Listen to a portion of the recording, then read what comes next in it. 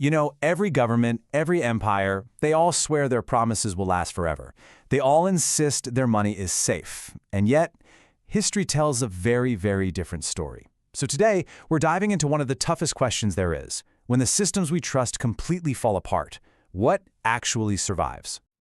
Okay, let's just jump right in with a statement that, might feel a little shocking.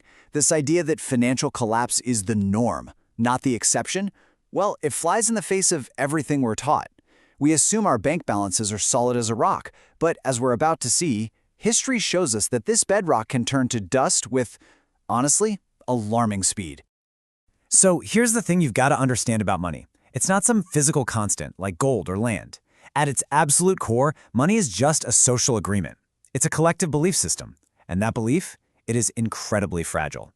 The moment that trust breaks, the entire system can literally vanish overnight. And this slide just nails the core conflict, doesn't it? On one hand, you've got the illusion we all live with day to day, that our financial world is stable, it's permanent. But on the other hand, you have the cold, hard reality of history. These systems are delicate, and they break. The people who make it through these disasters, they're not the ones who trusted the most. They were the ones who doubted first. So, how does it all go so wrong? Well, let's start with the most common pattern, the one that repeats over and over again. We're talking about the irresistible temptation for governments to destroy their very own currency. Let's take a look at the Byzantine Empire. For centuries, they had this amazing coin, the gold solidus. It was so pure, so reliable, it was basically the medieval world's US dollar. It was the anchor of global trade, accepted everywhere, no questions asked. You'd think they would protect that reputation at all costs, right? Well, they didn't. They fell for that classic temptation.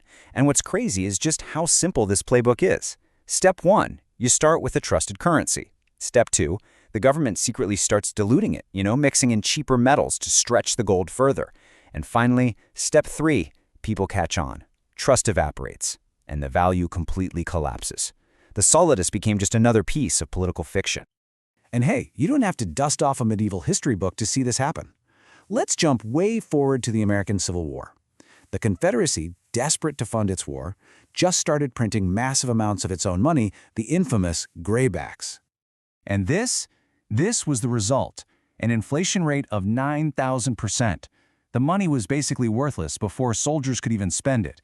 I mean, you had people carrying around wheelbarrows full of cash that could barely buy a loaf of bread.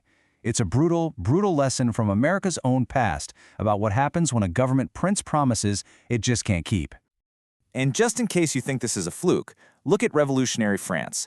They issued a new currency, the assignat, and promised it was backed by valuable church lands, a promise of real value. But guess what? The temptation was too great. They printed and printed and printed until that promise was broken and the paper was worthless. The lesson is just undeniable. When governments can't resist that printing press, real value always flees to assets they can't counterfeit. But it's not always governments that cause the collapse. Sometimes the system breaks under the pressure of an external shock, something that nobody saw coming. Now, this is where things get really fascinating. Look at this parallel. During the Black Death, up to half of Europe's population died. Suddenly, labor was incredibly valuable, and the survivors who had liquidity, cash or goods, they could buy up land and assets for pennies on the dollar.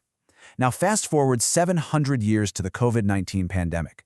We saw the exact same patterns: disrupted supply chains, massive government printing, and a huge transfer of wealth to those who already had assets and liquidity. History doesn't repeat, but man, it sure does rhyme. Let's talk about another way things go sideways, when the institutions themselves just break.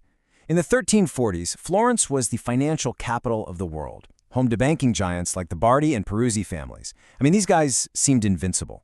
But when their biggest client, the King of England, defaulted on his loans, these massive, invincible banks collapsed, and they took the life savings of ordinary people right down with them. And this timeline, wow, it just hammers home that too big to fail is one of the oldest lies in the book. We see it again and again, from 14th century Florence to the Asian financial crisis in '97 to Lehman Brothers in 2008, the Lebanese banking freeze in 2019, and all the way up to the collapse of U.S. regional banks in 2023. The lesson from this long, painful history is clear. Institutions exist to profit, not to guarantee your survival. This quote, inspired by that recent crisis in Lebanon, is just absolutely chilling, because it is 100% true. When people in Beirut woke up one morning to find their bank accounts frozen solid, they learned this lesson the hardest way possible. The money we think is sitting safely in our account, it's actually a loan we've made to the bank, a loan they might not be able or even willing to repay in a crisis. Okay, so enough doom and gloom. We've seen how things fall apart. Now let's get to the most important part, the survivor's playbook. What does all this history teach us about what actually holds value when trust disappears? This table right here, it's basically the whole lesson in one shot. Just look at the pattern. In the Confederacy, paper graybacks failed, but land and food survived. In revolutionary France, the assignat became worthless, while gold and silver held their value. And in modern Lebanon, bank deposits vanished into thin air, but assets held outside that banking system were safe.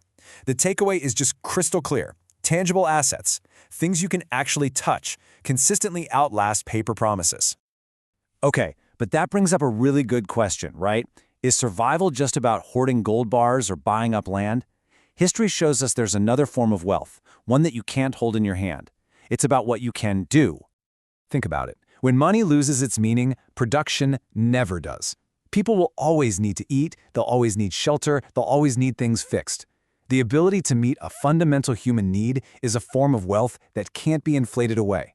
The farmer who can grow food, the mechanic who can fix an engine, these people create real value, and they will never be poor for long, no matter what the currency is doing. And that brings us to the final and maybe the most powerful idea here. A financial collapse is a paradox. It is simultaneously a tragedy for millions and a massive opportunity. It's a moment where wealth doesn't just disappear, it moves. And this chart really lays it all out, doesn't it? Wealth flows from the majority who blindly trusted the system and were left completely unprepared, over to the small minority who understood its fragility and held real assets, real skills, and had cash on hand.